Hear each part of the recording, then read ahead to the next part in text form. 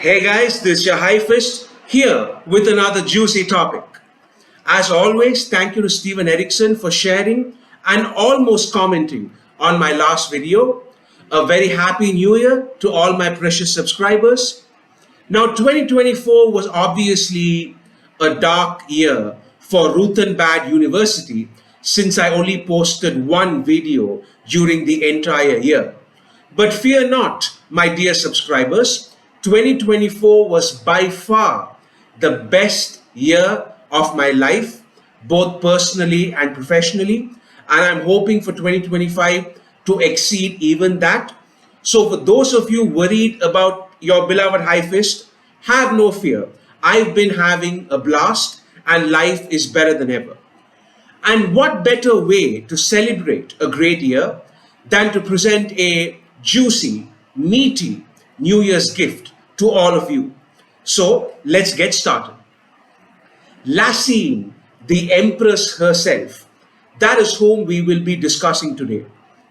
When we look at discussions about Laseen, I think we would have all noticed that the assessment by most fans tends to be quite negative. She's evil, she betrayed her friends, she messed everything up, she allied with Malik Rel and Kobal Odom, how dare she? She committed genocide, she was incompetent, blah blah. We hear all kinds of things, right? And even those who defend Laseen often say, oh, you should read the Esselmont books if you want to know more about Laseen and her motivations and all that. And it is true that she does get more page time in the ICE books. However, I would argue that even within the framework of the 10 big books, as in even within the frame narrative of Kaminsod, the crippled god, telling us the story, Laseen plays an extremely important and underrated role. She is not evil, as I hope to demonstrate. She is not incompetent, as I would also like to demonstrate. What she is the embodiment of pragmatism, and her story is about the pitfalls and the tragedy of being pragmatic in politics. Now, why do I think this is important? Well, it's because you don't really have that many quote unquote pragmatic characters in the 10 big books, particularly powerful ones or rulers. If you look at most of them, they're all driven by some ideology or emotion or moral compass or desire in one way or the other. Whether individually powerful characters like Anamander Rake or races like the folk ruler Sale, they're all driven by something they firmly believe in. Even Shadow Throne is fueled by this chaotic ambition of his. The Kachen Chamal are driven by this desperate need to survive. The old gods are jealous of the new gods. The Tilanaimas have this fanatical need to annihilate the Jagut. The Jagut have this detached aloofness from materialism. The Lethari Empire is driven almost entirely by industrial materialism and greed. Kasa is looking to break the shackles of slavery. Dasim is seeking revenge for his daughter, blah, blah, blah. So almost every character and race and entity in the 10 big books has some kind of emotional or ideological core. They're driven by some kind of conviction, by some kind of end goal. Their heart is genuinely into what they are doing, one way or another. Even Calor, cynical as he is, has conviction in that cynicism. And obviously, it shouldn't surprise us, right? Because one of the main themes of the 10 big books, let's face it, one of the big themes is the danger of fanatical conviction, about the tyranny of certainty and the lengths to which people will go to enforce what they believe to be the truth on other people. The 10 big books are in a capsule in some ways. They are an examination of conviction and ideology. And the one character that exists outside of this universe to whom these laws don't seem to apply is Laseen. She is, as I was saying, the ultimate pragmatist who does whatever it takes to achieve a goal. Everyone else has a moral compass, no matter how twisted it might be. Laseen has nothing like that. In fact, as far as she's concerned, either her convictions or any individual's convictions mean nothing.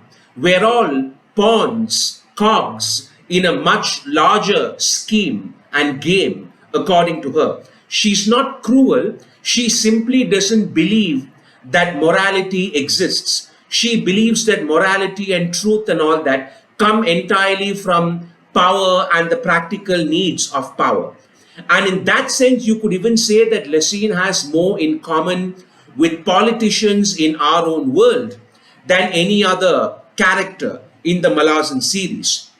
This whole idea of the ends justifying the means, that you need to do what is practical, that you need to work for the larger interest, this tendency to justify anything as the lesser of the two evils, all of these things that we see most modern day career politicians doing, mirrors what Laseen does. And using Laseen as a character, Erikson shows us the downside of acting this way, of using pragmatism as the shield and the rationale for all your political decisions.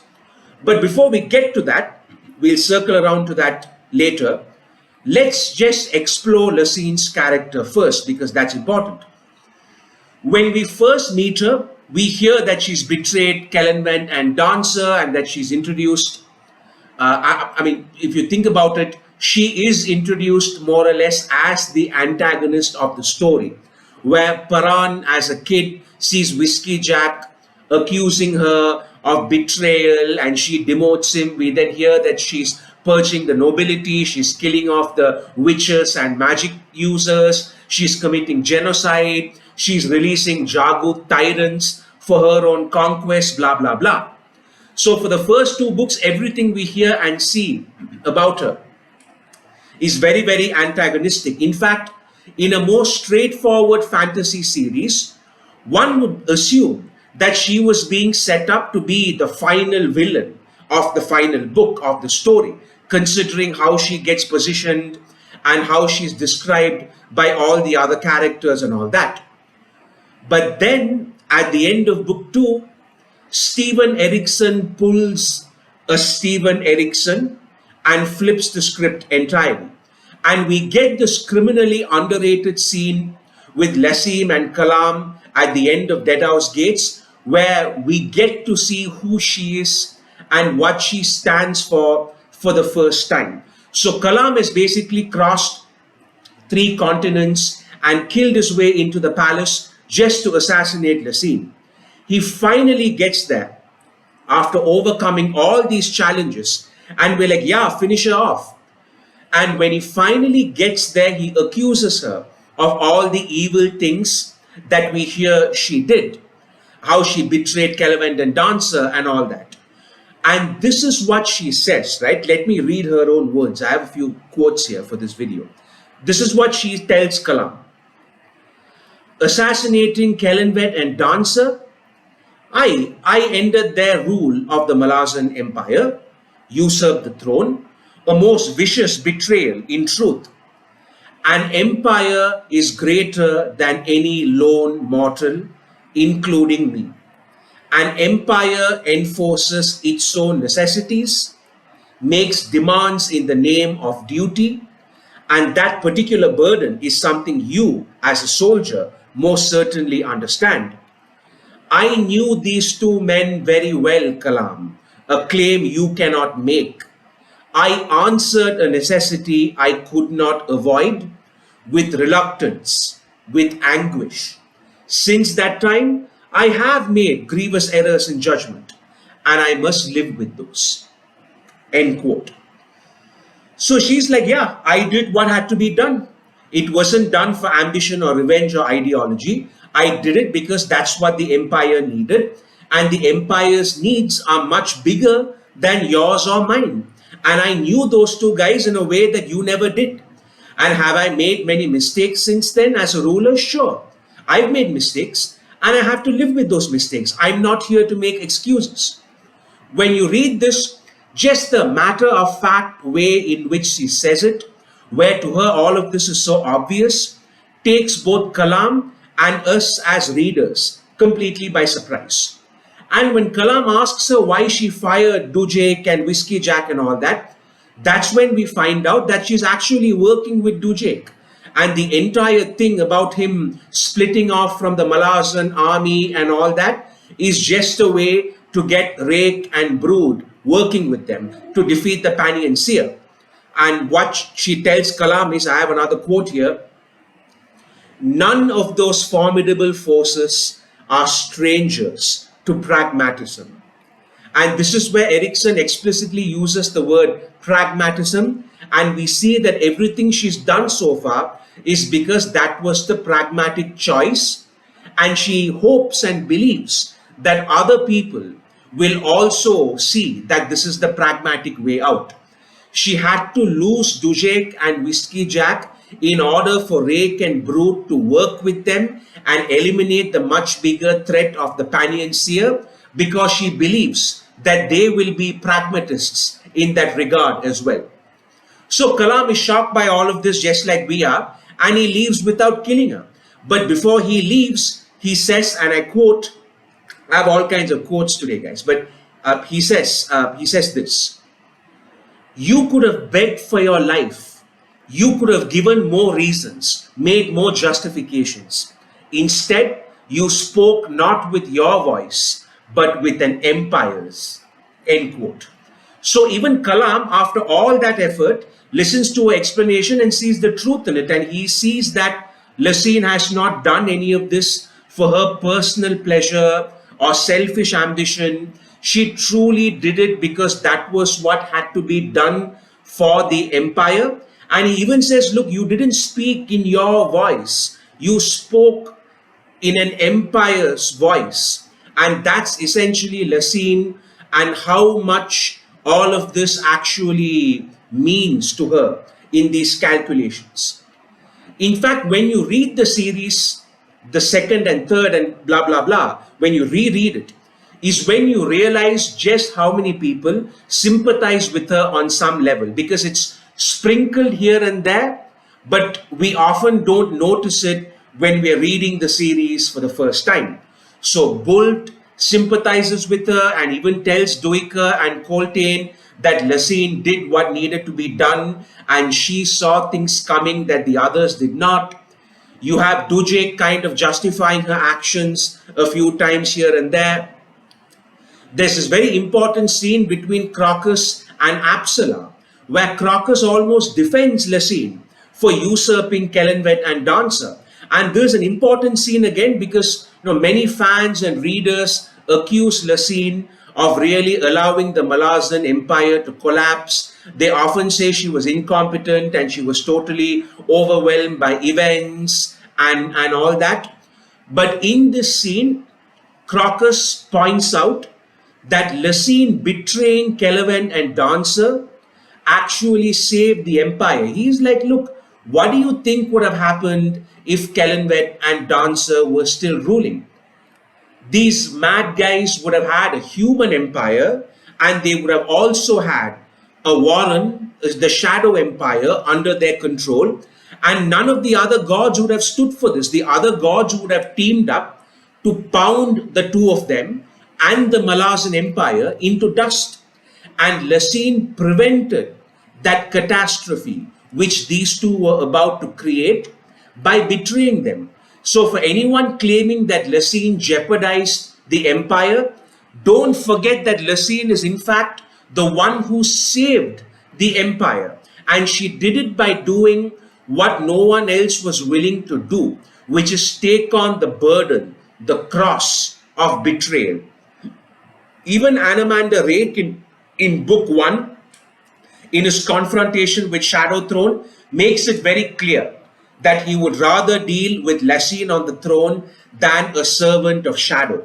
So Anamander Rake basically confirms what Crocus was telling Apsala, that ascendants and powerful beings like Rake would much rather just have a pragmatic mortal like Laseen on the throne, and these entities would have acted very differently if Cotillion and Shadow Throne were in charge. In fact, speaking of Apsala, she even says when she accesses Dancer's memories that Cotillion respects and sympathizes with Laseen because even he knows that what she did was the right thing for them and for the empire, right? So this is the quote. So this is what Apsala says about Dancer's memories of Laseen. And the quote is, a part of him, in defiance of his need to seek vengeance upon Laseen, actually sympathizes. After all, she bowed to what she perceived as a greater need, one of empire, and chose to sacrifice two men she called friends to answer that need. End quote. So think about that for a second, right? Even Dancer himself feels that what Laseen did was right. And he agrees that she did not do it out of thirst for power or thirst for blood or anything like that. She did it to maintain the stability of the empire and not because of her own vindictive, petty ambitions, which is what most of us as readers assume for the first two books, because this is what all the other characters in the story kept telling us about her until then. Even Ganos Paran at one point seems to sympathize with her, where he says something interesting. He says, and I quote, if anyone had a right to world-weary cynicism, it was the Empress of the Malazan Empire. So even Paran is like, yeah, if there's anyone here who deserves to be cynical and pragmatic and all that, it's Laseen. But herein lie the pitfalls. Where did Laseen's pragmatism and problem solving get her? Absolutely nowhere. She ends up committing genocide and treason, having to ally with people she hates, losing all her friends, because ultimately being pragmatic by itself is not the benchmark of a good ruler. If anything, this overt reliance on practicality over conviction is what results in Laseen's downfall, because she's so pragmatic, so practical, that she has lost her moral compass. Look at what she tells Tavor in their final scene together when they meet at the Bone Hunters, right? Another incredible scene where Tavor comes back to Malas City and she can't believe that Laseen has teamed up with Kobolodom and Malik Rel. Tavor sees this as a betrayal of everything that happened with the chain of dogs, but Laseen thinks she's being childish. Laseen is like, look, we need to team up with these guys to keep the peace. It doesn't matter that they used to be our enemies. And when Tavor tries to talk to Laseen about the truth, Laseen just scoffs and she's like, why are you so naive? There's no such thing as the truth in politics. It's all about the narrative we create for the people. Look at the quote. And once again, I think this is just brilliant. There's one of my favorite lines from the entire series. Alas, the adult world is never so simple. All truths are malleable, subject by necessity to revision. Have you not observed, Tavor, that in the minds of the people in this empire, truth is without relevance? It has lost its power. It no longer effects change. And indeed, the very will of the people, born of fear and ignorance, the very will, as I said, can in turn revise those truths, can transform, if you like, the lies of convenience into faith. And that faith in turn is not open to challenge. End quote. And this embodies who Laseen is, right? She's like, look, there's no such thing as the truth here. The truth is whatever we tell the people it is. And those lies we tell them will eventually become faith, and that faith can never be challenged. and it will eventually be etched in stone.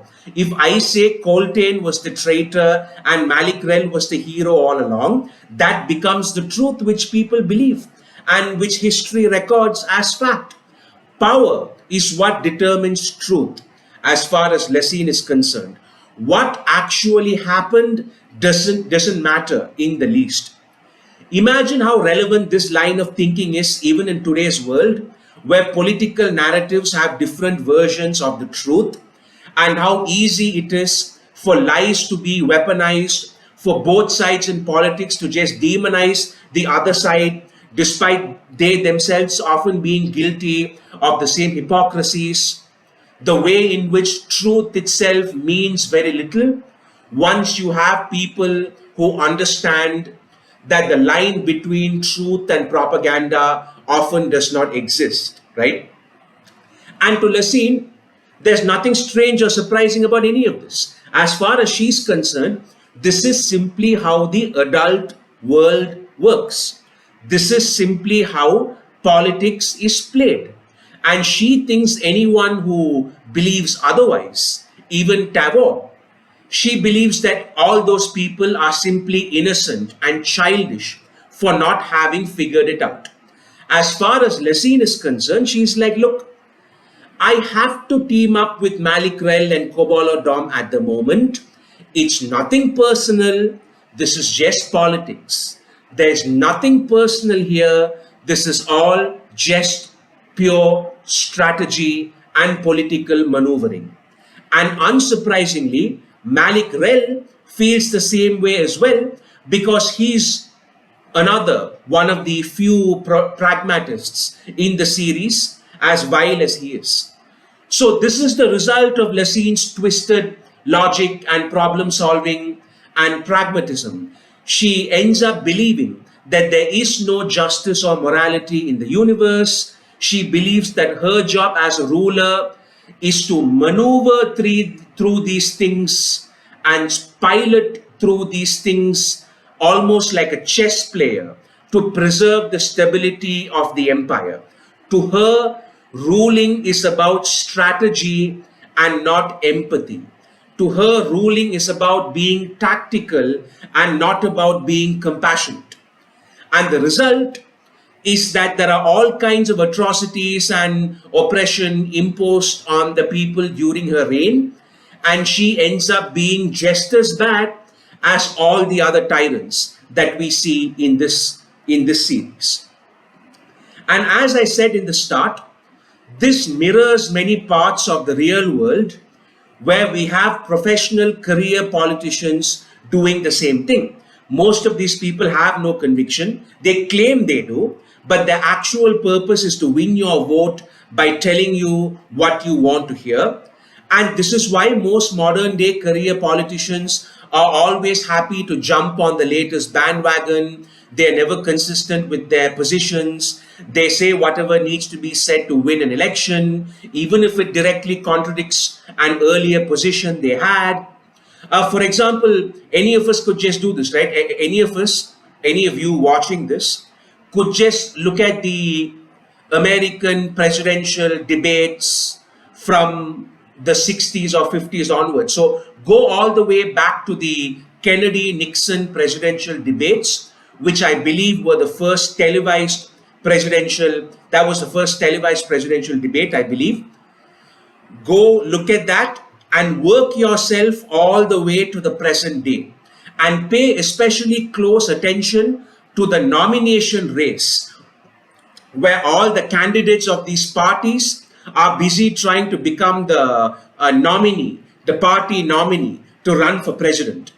What is the one thing you will always find in these races from the 60s right until now? I'll tell you, the one constant in all these races is that you find these nominees spouting opinions and taking up positions that directly contradict stuff they used to stand for earlier. Because becoming the party nominee is all about being pragmatic and building the consensus of the party and being a consensus candidate, developing coalitions within the party and stuff like that. In order to become the candidate who is backed by everybody, you have to abandon many things you believed in earlier. You have to start picking up new ideas. You ally with the people you trashed earlier. You trashed the people you allied with earlier, blah, blah, blah. You guys know how the game is played, right? And that's very similar to how Laseen looks at the world, where she might be enemies with you one day, but she might know that becoming your ally might be the most important thing the next. She might have one position one day, but have a completely different one the other, because the needs of power dictate that. If I could just give a small side example in the real world of this, I would say look particularly at the 2007 presidential race between John McCain and Barack Obama, and even the kind of lead up to it with people trying to become the Democratic nominee and the Republican nominee and all that, where you will see that all these people, everybody involved in that race, had so many positions which directly went against what they had advocated for years earlier, because they all wanted to be the consensus candidates of their parties. It's all about being pragmatic and strategic and all that. Ideology and conviction have no place if you want to be in that position. And these guys approach it that way as well. And by the way, this is not just American politics. I'm just using that as a well-known reference for all of us to understand the point.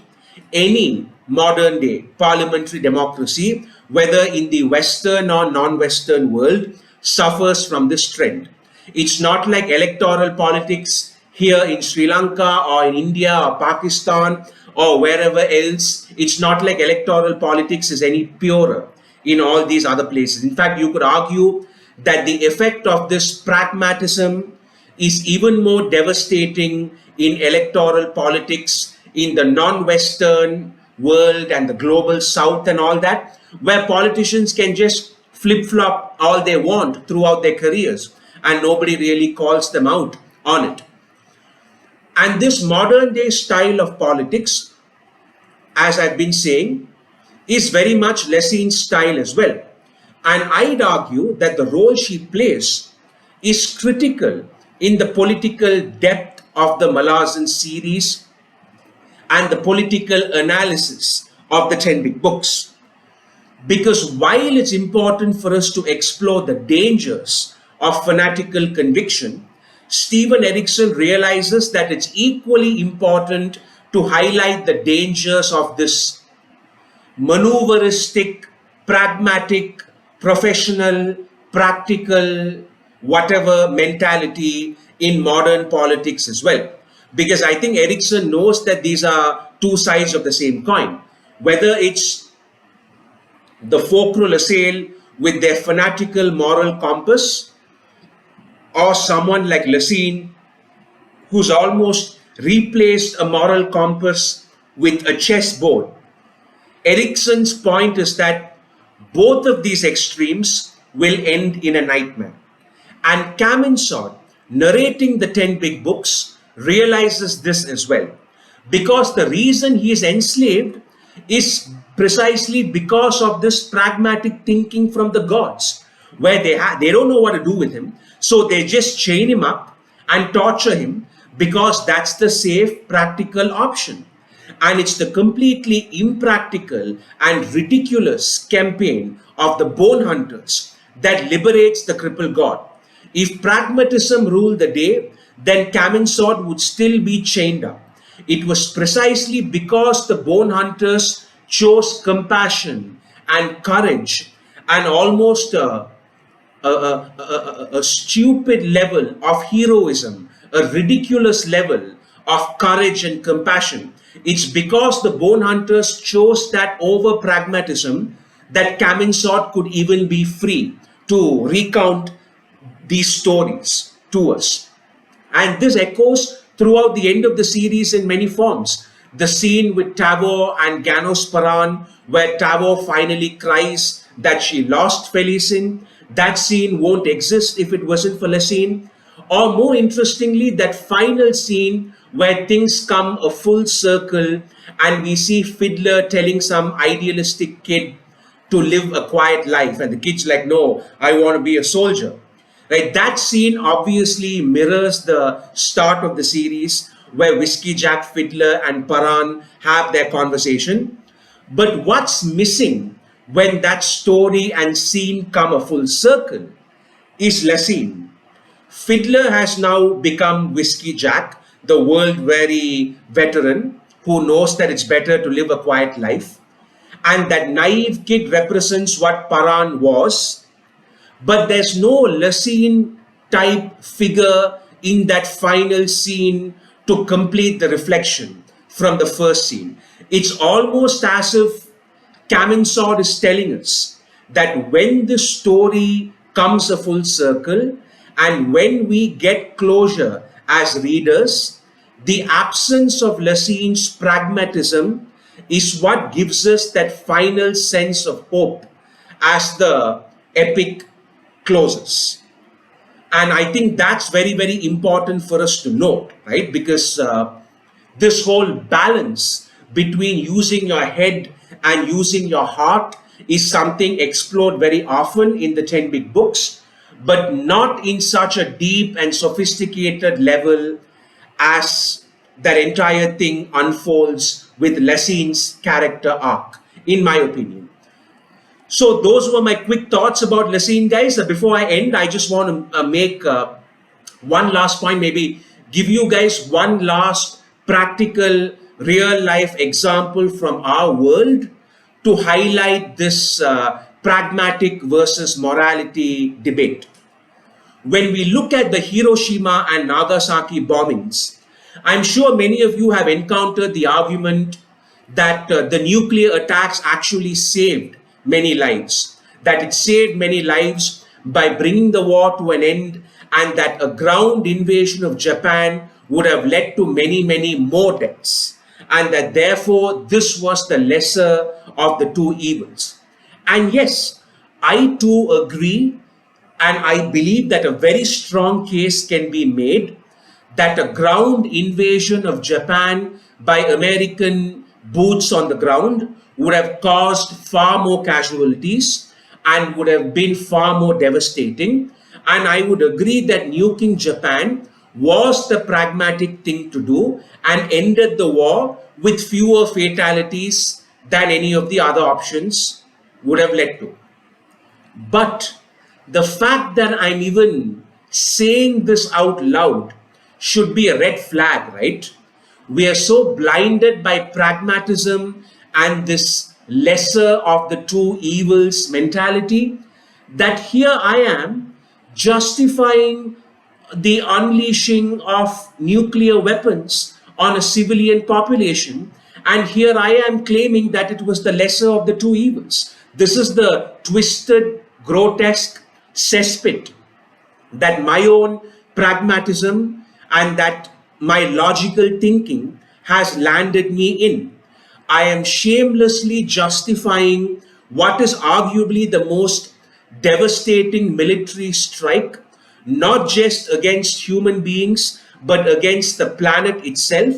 I'm justifying that by playing a numbers game where I prove that the fatalities here were lower than the fatalities of the other eventualities.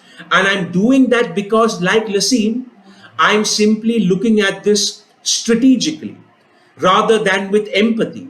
I'm looking at all of those people as statistics and numbers rather than as actual people with lives and family and ambitions and goals and whatever. And being a Malazan fan, reading Laseen's story, that helped me confront this within myself.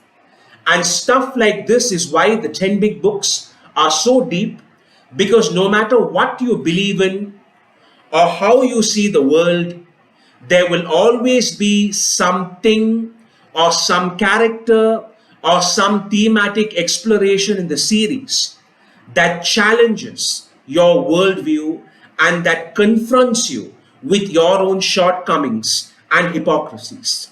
And that, I think, is the ultimate testament to what a deep and thought-provoking story we're dealing with here. So that's the video, guys. I hope you enjoyed it. I hope it gave you something to think about. Happy New Year once again. Take care, and I'll see you guys pretty soon.